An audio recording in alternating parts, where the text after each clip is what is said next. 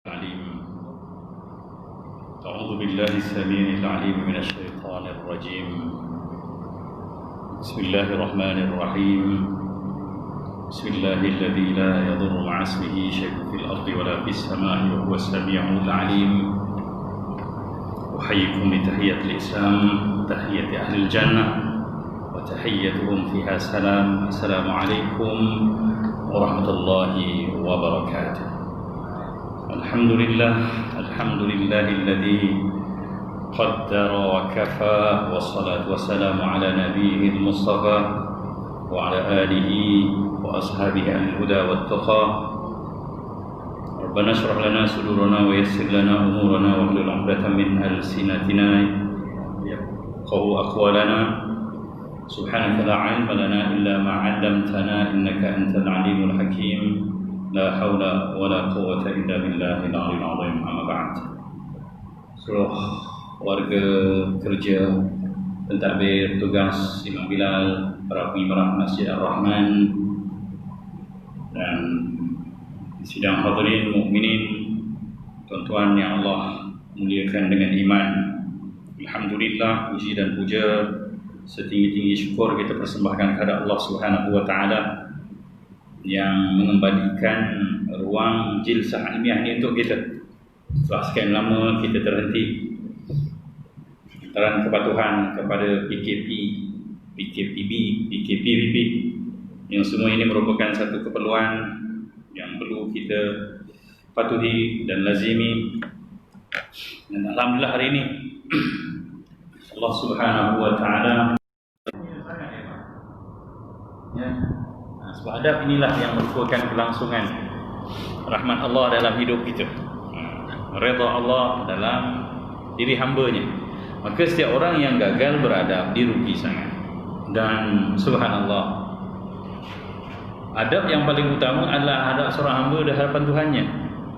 Maka malang sungguh orang yang datang ke ruang-ruang solat, ke masjid dan surau, tapi dia tidak mampu beradab. Ya, adab ni jiwa, tuan-tuan. Dia lahir daripada jiwa yang sedar, kenapa aku kena buat begini di ruang ini. Tu.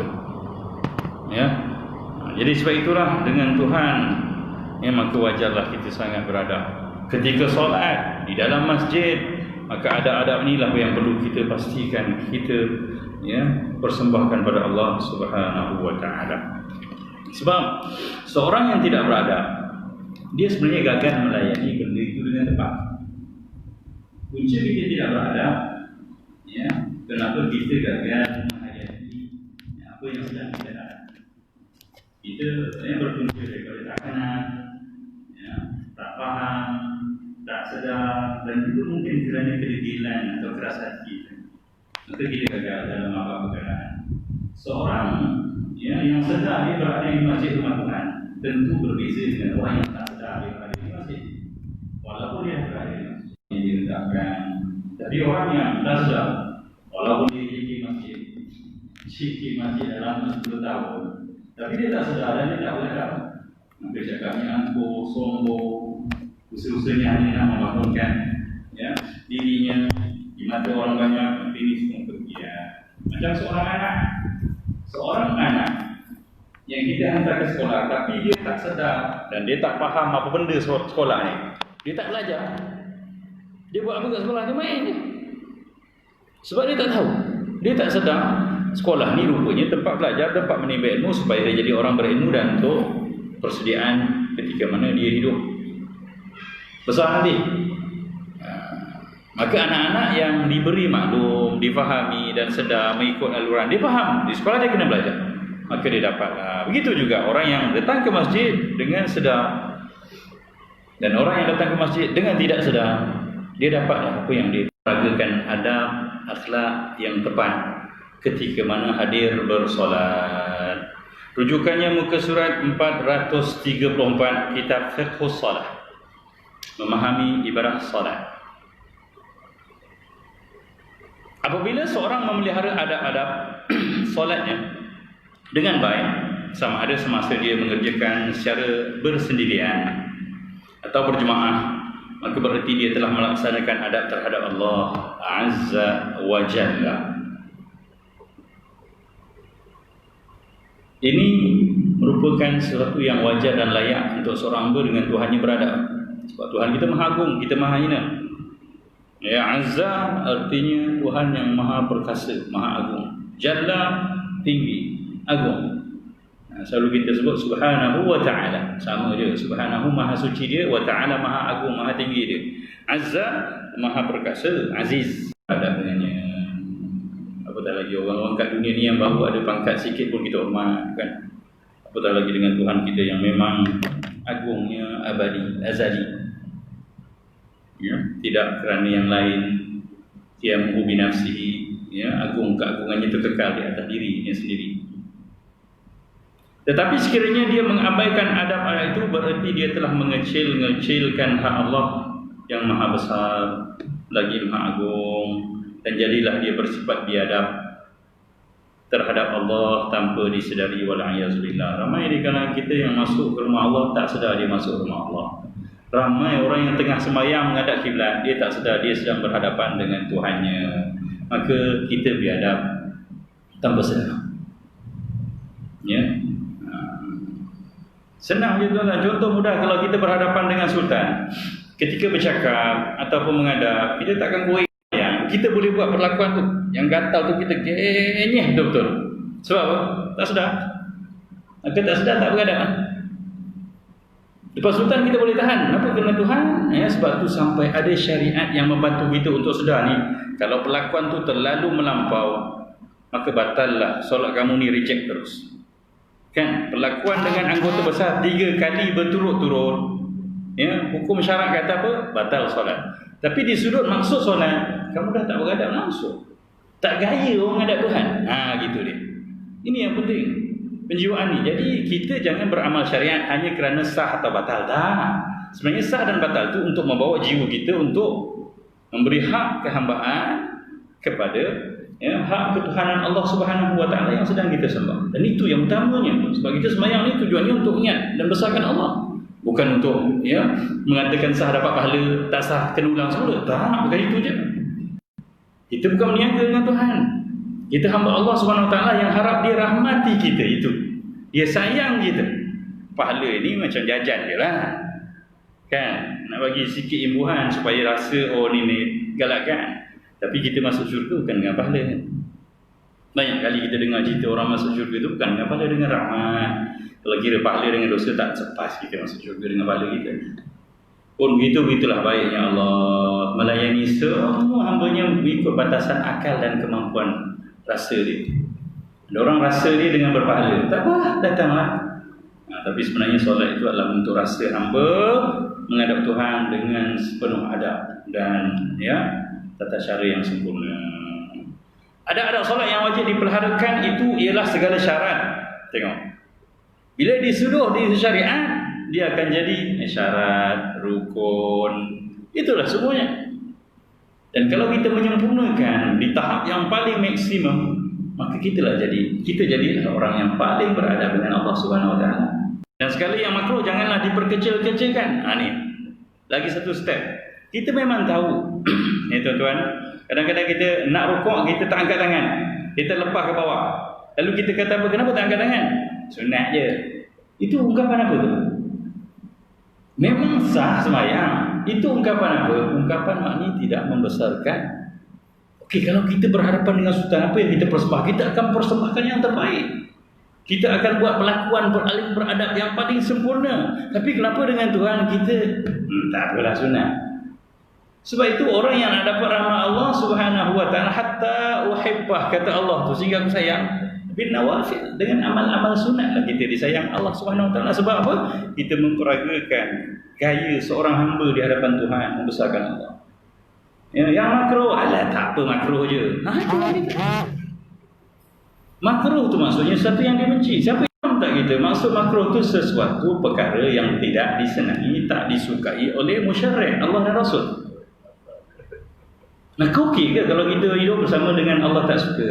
Allah tak suka. Ya, bini tak suka pun dah menderita. Bos tak suka pun malas nak pergi kerja.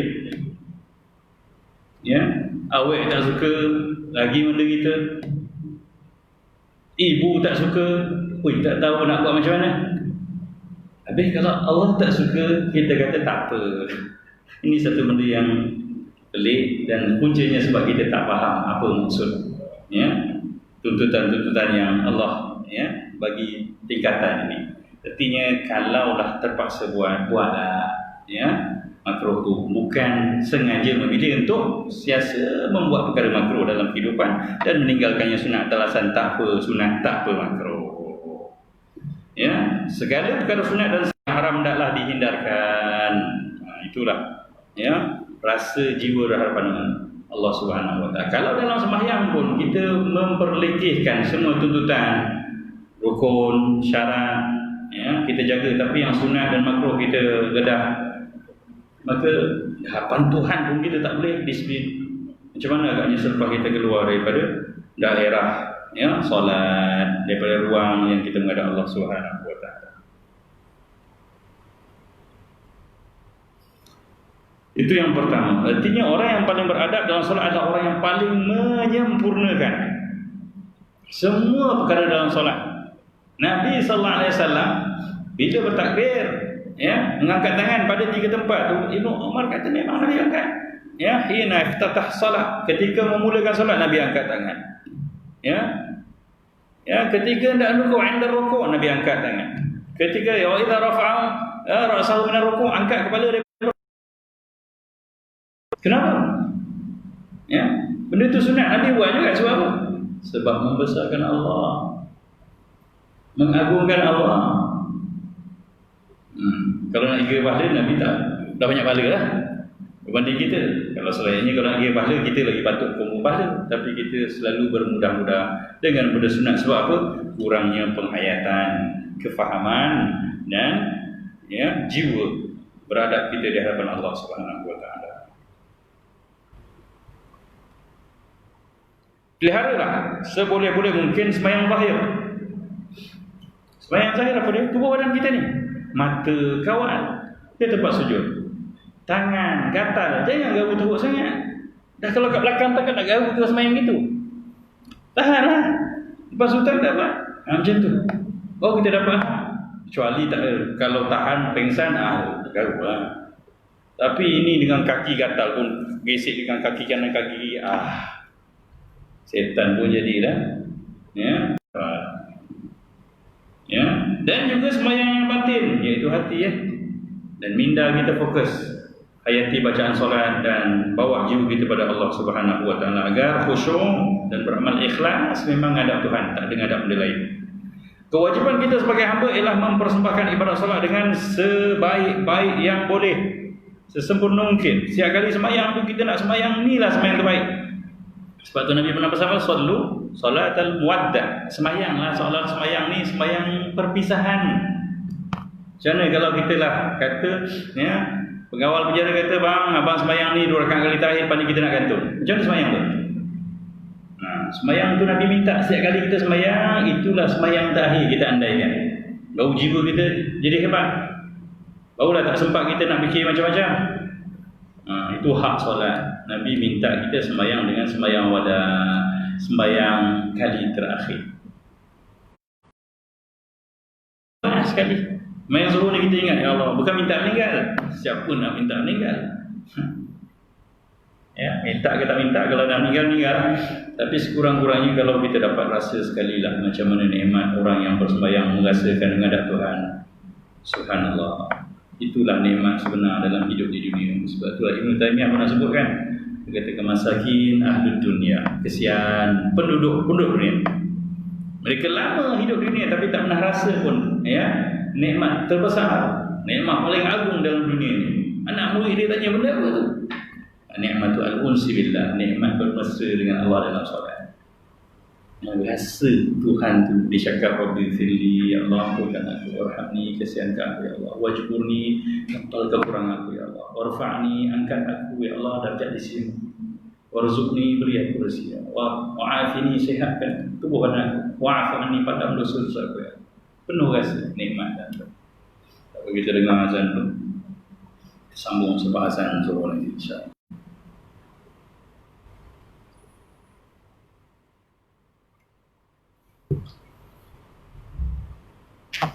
Allah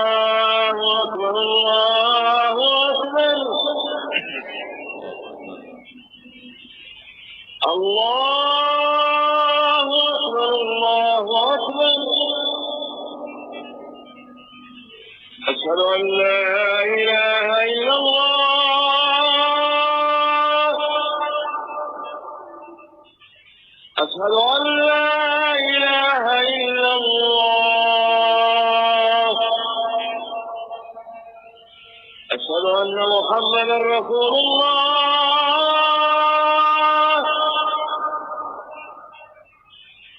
أشهد أن محمدا رسول الله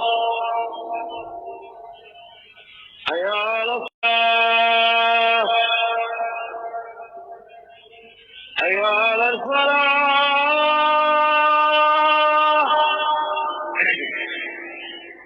حي على الفلاح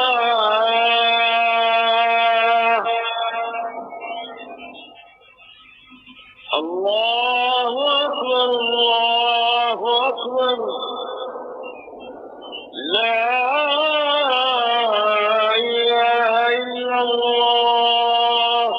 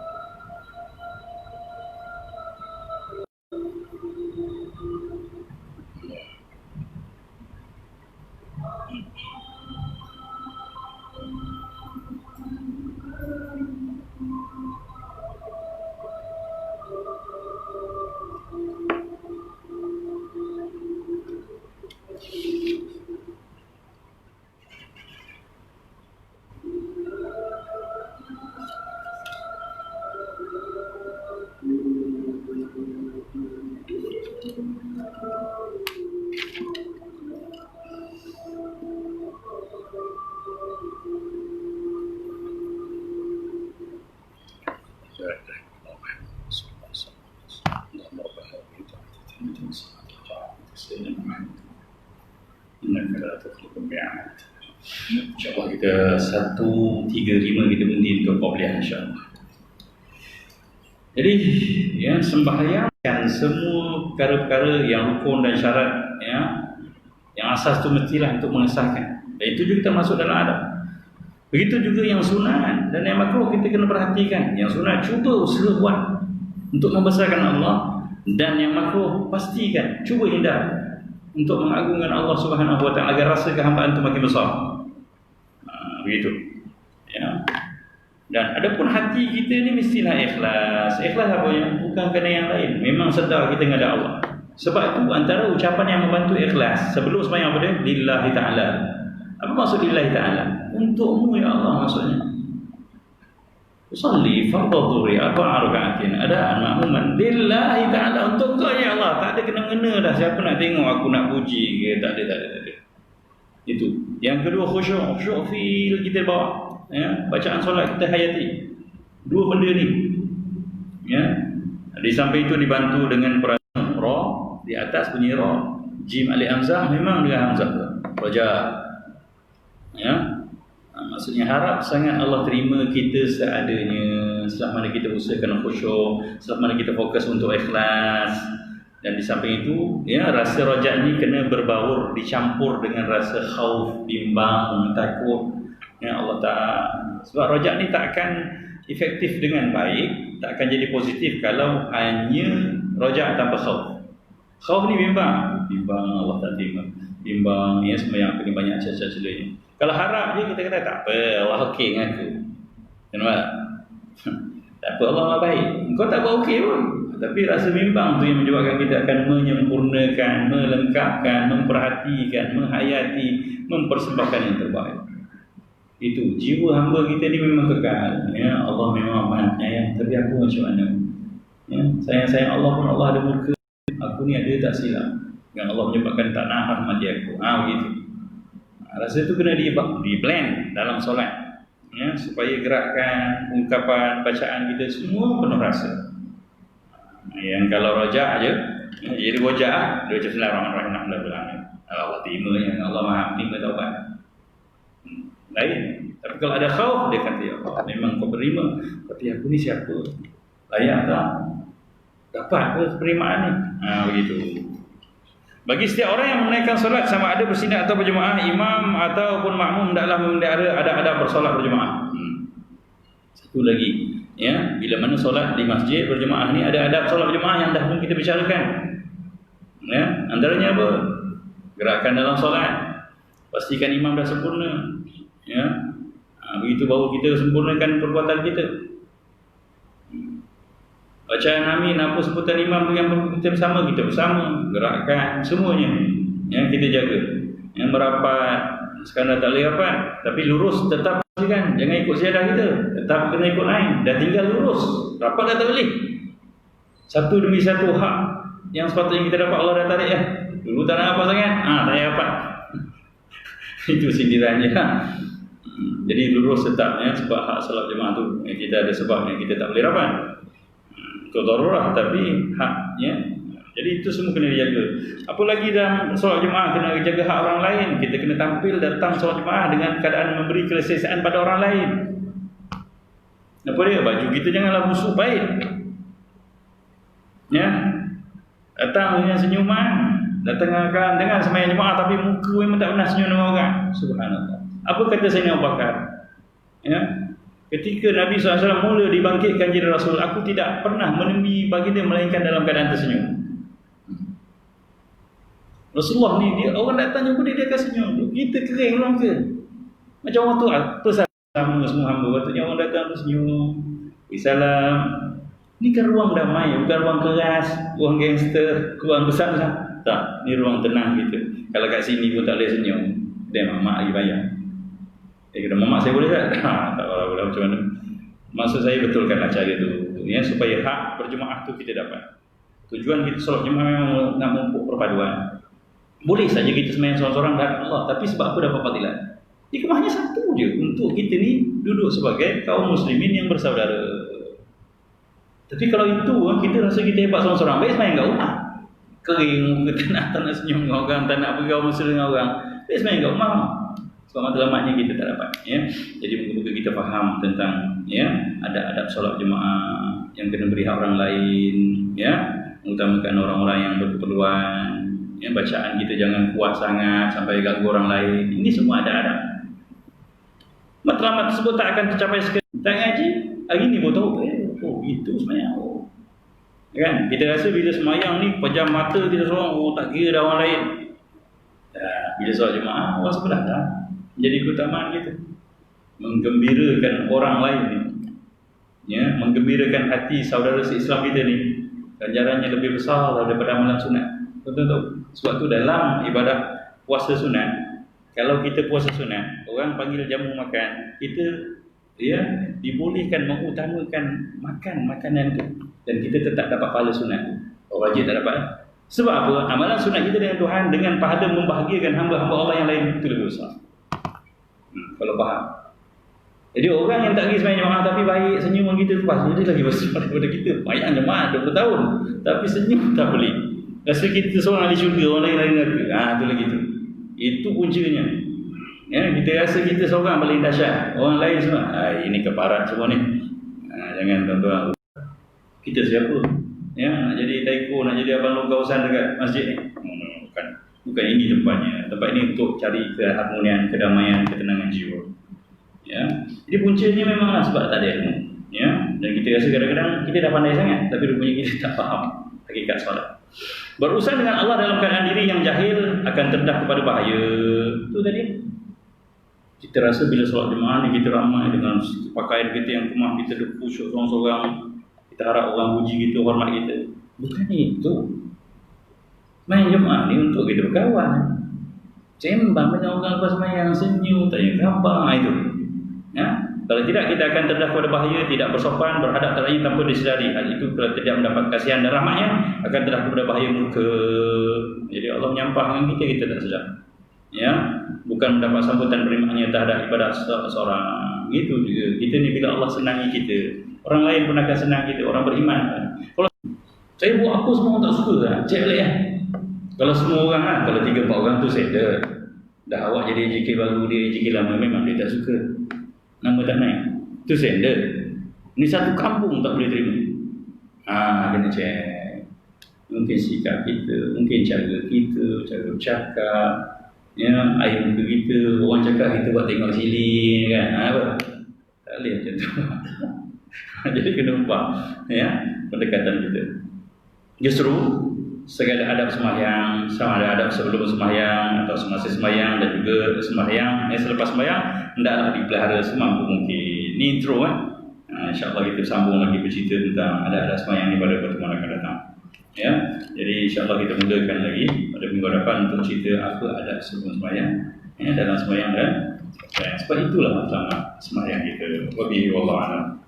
Maaf, semoga kita dapat sedikit panduan daripada kita soal di hadap insyaAllah.